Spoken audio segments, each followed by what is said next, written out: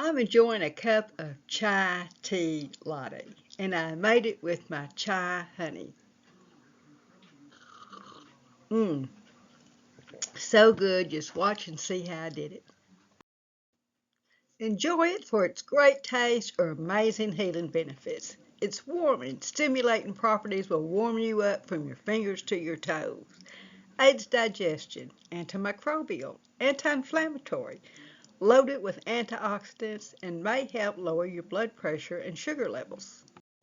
Let's start out mixing our mix together. Now this is all powdered.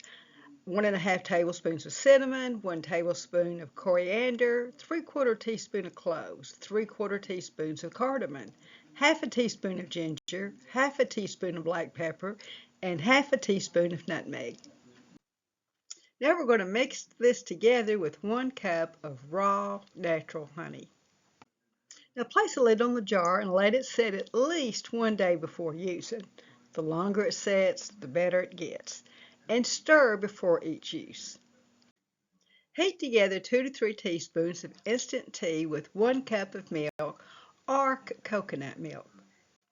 Stir in 1 tablespoon of chai honey, and there you've got it, instant chai tea latte. Transform ordinary into extraordinary. Stir into yogurt or pudding. Stir into your coffee. Stir over chopped apples and nuts. Stir into oatmeal. There's just so many things you can do with it. And coming soon, infusing honey 3 ways. There's a wrong way and a right way, depending on if you're using fresh herbs or fruit, dried spices, or dried herbs.